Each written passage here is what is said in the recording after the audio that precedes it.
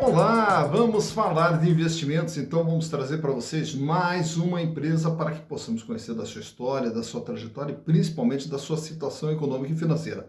E a empresa que nós vamos retratar hoje é uma empresa com muitas polêmicas ao longo de toda a sua existência, em que inclusive agora nesses últimos dias acabou saindo de um processo de recuperação judicial. Estamos falando aqui da OSA.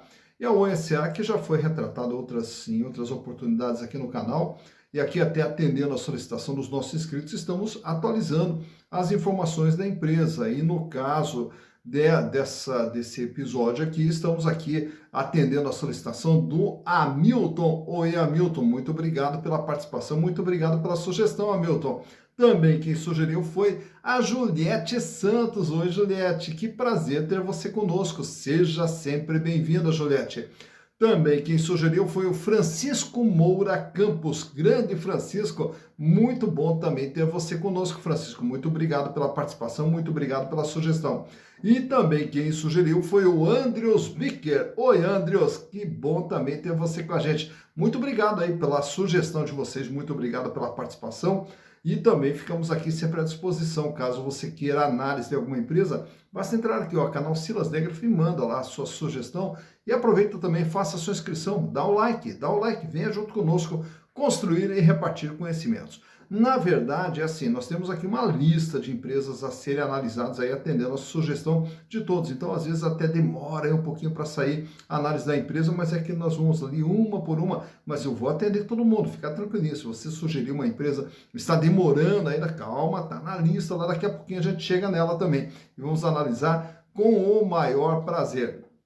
E também, falando em análise e balanço, todo esse processo que a gente faz, você também pode fazer, você também pode aprender a fazer todo esse processo de análise e balanço, até porque o nosso curso de análise de balanço para investimentos já está disponível lá na plataforma Hotmart, de forma simples, rápida, didática, bem fácil aí para você entender como que nós fazemos todo esse processo de análise e você também fazer todas essas análises. Então, na descrição aqui do vídeo tem o link de acesso lá para a plataforma Hotmart para você fazer o curso conosco. Também está na plataforma Hotmart o nosso curso de Valuation. O Valuation, onde você vai aprender como que se faz uma projeção de um fluxo de caixa, como que nós fazemos o desconto desse fluxo de caixa, a avaliação de uma ação, a avaliação de uma empresa, tudo isso aí também está no nosso curso lá na Hotmart. Mas caso queira fazer esse curso presencial à distância aqui, online, agora para fevereiro está previsto o curso de análise de balanços online pela plataforma Google Meet. E aí você vai poder também fazer aqui com bastante interatividade. São 3 horinhas de curso. Caso tenha interesse, me manda uma mensagem aqui nesse WhatsApp, que aí a gente já deixa lá uma vaguinha reservada para você. Vai ser um prazer ter vocês conosco aqui. Mas vamos falar então da OSA, que como eu falei para vocês, é cheia de polêmicas, mas vamos contar a história lá desde o começo. Em 1998, quando começa todo um processo de privatização aqui no Brasil. E um dos sistemas que foi privatizado foi justamente o de telecomunicações. Até por quê?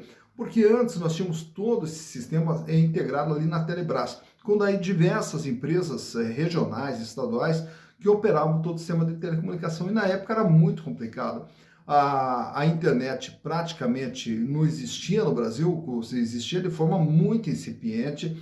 Você, para comprar um telefone, tinha que ficar numa fila de espera, além de pagar louco de cara. Tanto é que na época tínhamos até comércio paralelo de telefone, aluguel de aparelho telefônico, enfim, bastante complicado, né? E aí, com a privatização, qual que foi a ideia? A ideia foi dividir o Brasil em algumas áreas e fazer todo esse processo de privatização. E daí foram formados os consórcios, e um dos consórcios foi formado lá pelo grupo La Fonte, do Gereissati, GP Investimentos, Andrade Gutierrez, o BNDES entrou junto, a Inepar, o Banco do Brasil, enfim, formaram um consórcio. E esse consórcio acabou ficando com a Telenorte Leste, que depois daí passou a ser chamada de Telemar. E a Telemar, ela tinha uma abrangência de 64% de todo o território nacional. E a Telemar, na época, era muita telefonia fixa, né? Pouca telefonia móvel ali, praticamente não existia, estava começando ali a telefonia móvel. E aí, então, começa principalmente com a telefonia fixa. No ano de 2002, aí sim que é criada a Oi que é uma empresa do Grupo Telemar voltada para a telefonia móvel, quando começaram a aparecer então os celulares ali, e a Oi passou a ser uma das operadoras. Já no ano de 2007, aí eles fazem a unificação da Oi Móvel com a Telemar e transformam tudo em Oi. Aí passa, a partir desse momento, tudo ser chamado de Oi. Chegando no ano de 2009, eles adquirem a Brasil Telecom para poder atuar também na região sul e parte ali da região centro-oeste também. E a partir de então passa a ter a Brasil Telecom. Quando traz a Brasil Telecom, vem a Brasil Telecom, mas vem com todo o endividamento que a Brasil Telecom também tinha na época, e com isso a dívida da empresa foi crescendo cada vez mais. Mas na sequência, visando até uma internacionalização, transformar a Oi numa empresa multinacional, fizeram uma parceria com a Portugal Telecom. E nessa parceria com a Portugal Telecom, na sequência, a Oi compra, né, se funde com a Portugal Telecom. E a Portugal Telecom ia entrar com aproximadamente 3 bilhões e 200 milhões de dólares na época. Só que daí, quando ocorre essa fusão, esse recurso todo, que era da Portugal Telecom, estava no Banco Espírito Santo, que quebrou, né? E aí, consequentemente, não entraram esses recursos para a Oi. E aí, consequentemente, a Oi assume toda a dívida da Portugal Telecom, mas não entra dinheiro da Portugal Telecom. E aí começam os problemas mais sérios ali da Oi. A Oi começa já a enfrentar sérias dificuldades, até porque a telefonia fixa, que era um dos carros-chefes da empresa, vinha caindo cada vez mais, e o endividamento aumentando cada vez mais, o que foi tornando a situação da Oi cada vez mais complicada. Ao ficar com essa situação complicada, se desfizeram depois a Portugal Telecom com baita de um prejuízo, mas não solucionou a situação da empresa. Tanto é que em 2016 tiveram que entrar com um processo de recuperação judicial, considerado na época a maior recuperação judicial já havida aqui dentro do Brasil. E aí, quando começa todo esse processo, existe um plano de recuperação judicial onde é apresentado junto com os credores de que forma que a empresa vai honrar com esses compromissos. Mas como uma das propostas foi justamente converter as dívidas em ações, né? E aí os credores, sem muitas alternativas, acabaram também optando por converter essas dívidas em ações. Consequentemente, o capital da Oi acabou sendo pulverizado com diversos credores que a partir de então passaram a ser acionistas da empresa, e aí começa todo o processo de venda de ativos justamente para poder pagar os demais credores, para poder recuperar a empresa. E na venda desses ativos envolvia desde a venda de imóveis e daí na sequência a venda da Oi Móvel, né? Então toda a telefonia celular da Oi acabou também entrando no pacote para ser vendida, tanto é que depois foi arrematada pelas três gigantes aqui no Brasil, pela Claro, pela TIM e pela Vivo, que arremataram a Oi Móvel. E daí, na sequência, continuaram todo um processo de venda, inclusive com a venda das torres de comunicação, também da Oi foi vendido, data center foi vendido, enfim, a empresa teve que cortar na carne, enxugou toda a sua estrutura e acabou se transformando apenas uma empresa de banda larga, né? Então, hoje, a Oi, perto do que já foi um dia, ela é uma empresa pequena tentando aí se recuperar. E agora, mais recentemente, então foi concluído o processo de recuperação judicial, apesar de ainda haver algumas controvérsias ali com alguns credores, principalmente bancos, tentando anular a recuperação judicial, o final da recuperação judicial, mas enfim, é um processo ainda que vai muito longe ainda. Mas enfim, para saber como que está a situação da Oi, trouxe para vocês aqui os balanços desde 2018, 2019, 2020, 2021 e agora de setembro. Inclusive também trago trimestre por trimestre agora desse ano de 2022 para você entender como que está a situação da Oi. Então, vamos aos números.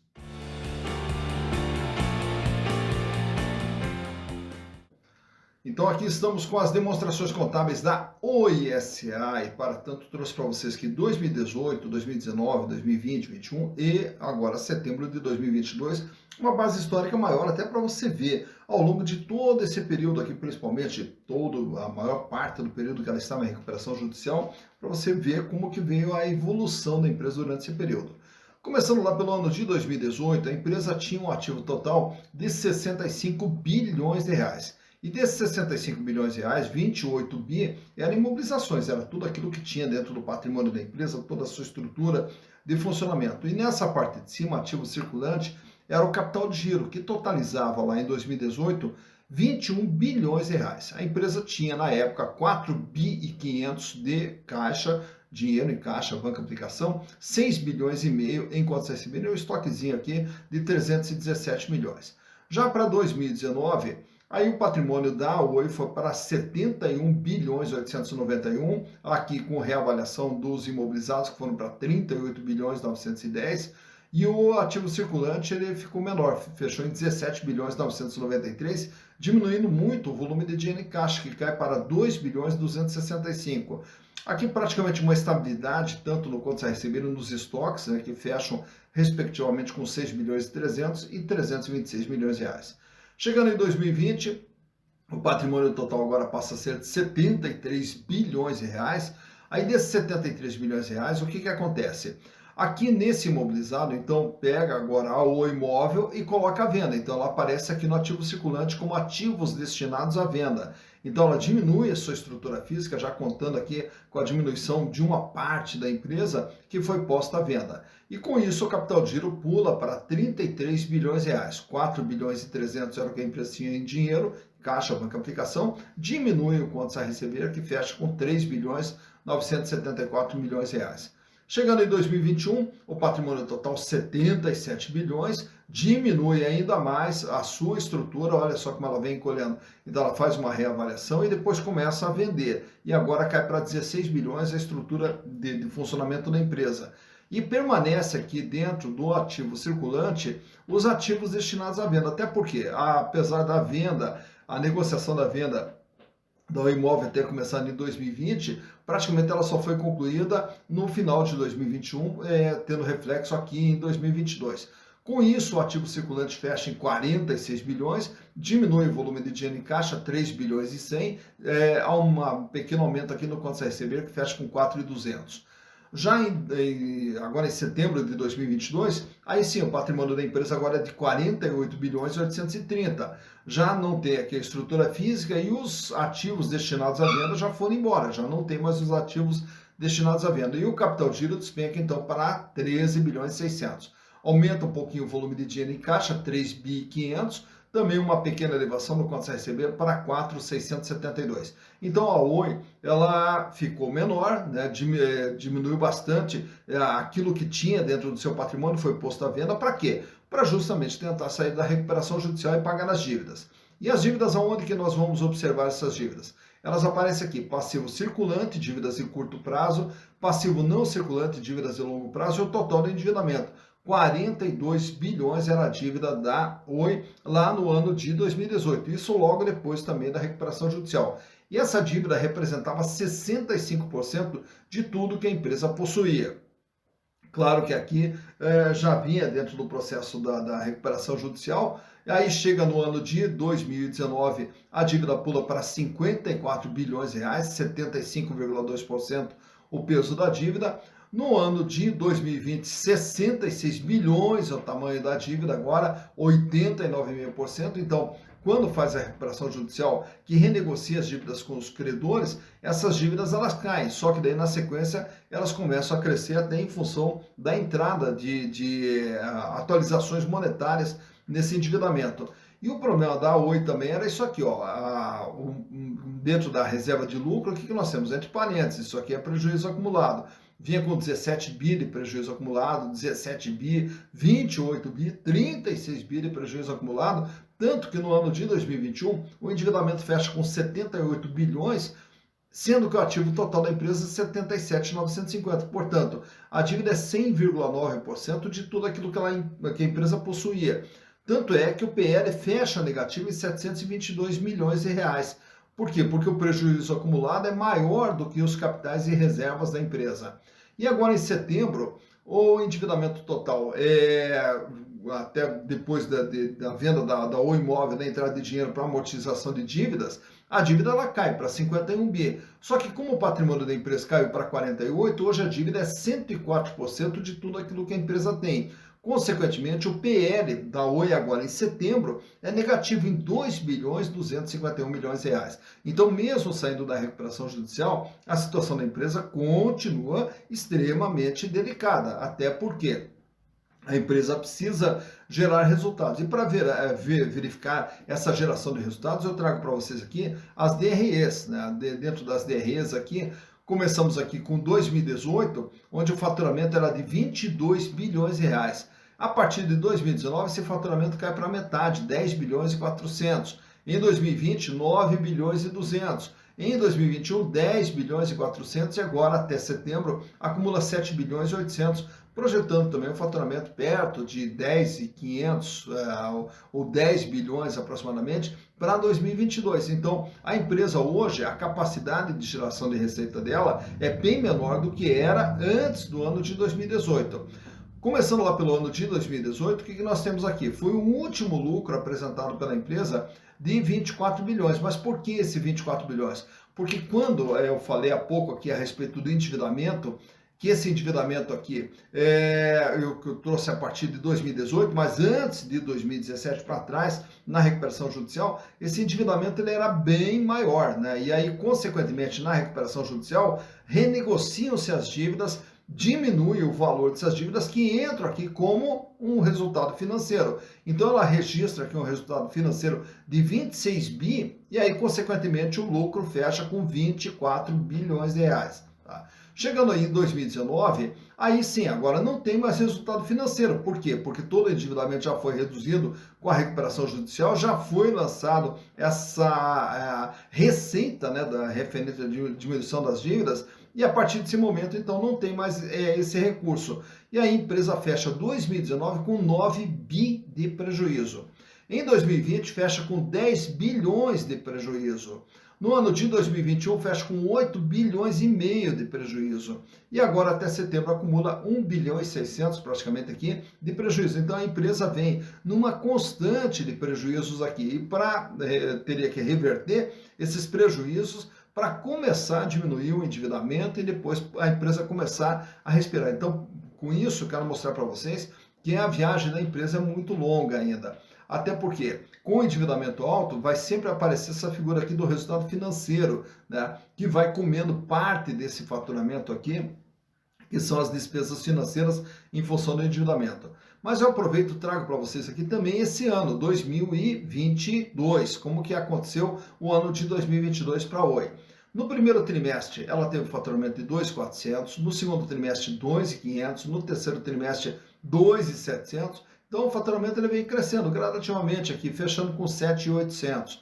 Já no primeiro trimestre, ela registra aqui um lucro de 1 bilhão e 783, só que daí a partir do segundo trimestre, prejuízo de 320 milhões, terceiro trimestre, um prejuízo de 3 bilhões e 62, até em função do que? Olha aqui, ó, resultado financeiro, ó, 2 bilhões e 10 de despesas financeiras. Então, com isso, o prejuízo fecha em 3 bilhões e 62, que ao acumular aqui durante o ano, ela ainda permanece com prejuízo de 1 bilhão 599 milhões de reais. Naturalmente que eu não trago para vocês aqui os índices de liquidez que vocês já observaram que a situação é extremamente crítica, a empresa ainda não tem todos os recursos para fazer frente ao seu endividamento. Também não trago um gráfico de endividamento porque vocês já viram aqui que o endividamento está estourando, está superior ao patrimônio da empresa. E os índices de rentabilidade também não existem em função de toda essa sequência de prejuízos que a empresa tem.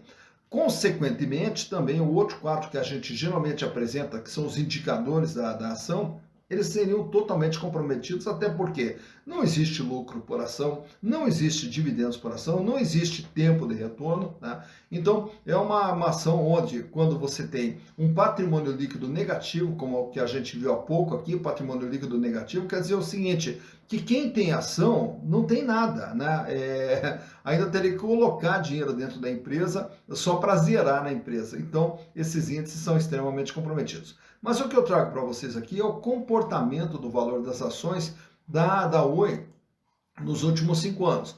E nesse gráfico aqui eu já trago ele corrigido com os agrupamentos que a empresa fez ao longo desses últimos anos aqui. Então, já corrigindo com o agrupamento, Pegando lá o ano de 2018, uma ação da Oi era cotada na faixa de R$ 25, R$ 26 aproximadamente.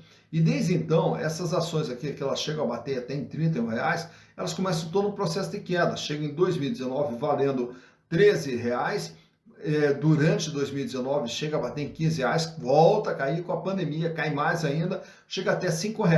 Passando ali o começo de 2020, a empresa ensaia ali um processo de recuperação, chegando a ter novamente sua ação cotada na faixa de R$ 24,70.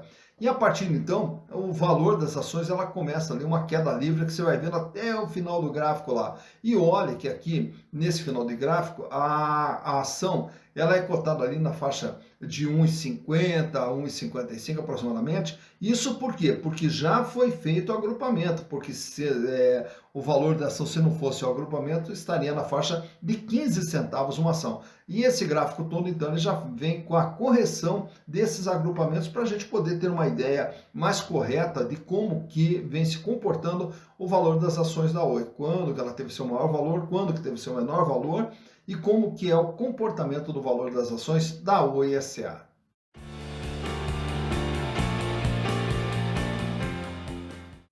Tá, então, mais uma empresa analisada, a Oi S.A., empresa aí que inclusive agora recentemente passou por mais um agrupamento, tanto é que no gráfico ali ele já vem com corrigido, né, com esse agrupamento de ações, porque ela ficou muito tempo com o seu valor abaixo de R$ 1 e aí foi feito o agrupamento para colocá-la acima de R$ 1, que é uma das exigências lá da B3, é uma das exigências que a empresa tenha um valor de ação superior a R$ 1, né? Então, eu já trago para vocês toda essa informação corrigida. E a Oi, que então vem passando por todo esse processo, que a gente espera que a empresa, apesar de todo o encolhimento, que ela consiga renascer e volte, talvez não a ser o que ela já foi um dia, mas que volte a ser uma empresa saudável, até porque todas as empresas geram emprego, geram renda, geram desenvolvimento, é o que nós mais precisamos aqui no Brasil, que tenhamos essa geração de empregos e, consequentemente, de renda e de oportunidades. Também quero agradecer aqui nesse vídeo ao pessoal lá da Infocerta Informática, lá de Chapecó, parceiros aqui do canal, que também apoiam aqui o canal, a Infocerta Informática, do lado do Ramiro Prado, e do seu irmão lá, lá de Chapecó, dentro da Infocerta, eles trabalham em toda essa parte de informática, inclusive com manutenção de equipamentos de informática, que você não precisa levar até uma assistência. Você pode entrar em contato com a Infocerta e remotamente eles fazem todo o diagnóstico da sua máquina para verificar ali o que pode ser melhorado, o que pode ser aprimorado, de que maneira que pode corrigir a tua máquina para o seu computador, seu notebook ficar em condições melhores de utilização. Então entre em contato lá com o pessoal da Infocerta e faça lá todo o diagnóstico, você vai ver que com baixo valor, com baixo custo, você consegue melhorar bastante a qualidade do seu equipamento de informática. Então um grande abraço lá para o Ramiro e para todo o pessoal lá de Chapecó aí, muito obrigado pela participação, muito obrigado pelo incentivo de vocês, né? E, naturalmente, que aqui dentro do processo de análise, todas essas planilhas, tudo isso aqui que nós fazemos também, visa justamente auxiliar todos aqui participantes do canal a justamente tomar decisões de forma correta, analisando, sabendo o que é uma empresa, como que está a sua situação, vale a pena, não vale a pena, quais os riscos, qual é a possibilidade de retorno, que a gente vai ver através das informações apresentadas pela contabilidade, pelas demonstrações contábeis, e aí, naturalmente, através da análise, a gente consegue daí entender melhor a situação de uma empresa. E aí, com isso, você vai poder fazer seus investimentos de forma segura e de forma consciente. Para quê? Para reduzir riscos e ampliar as possibilidades de acerto e, consequentemente, construir seu patrimônio para lá na frente poder ter uma vida cada vez mais digna, uma vida cada vez melhor, que é o que nós desejamos para vocês. Dito isso, bons investimentos para vocês.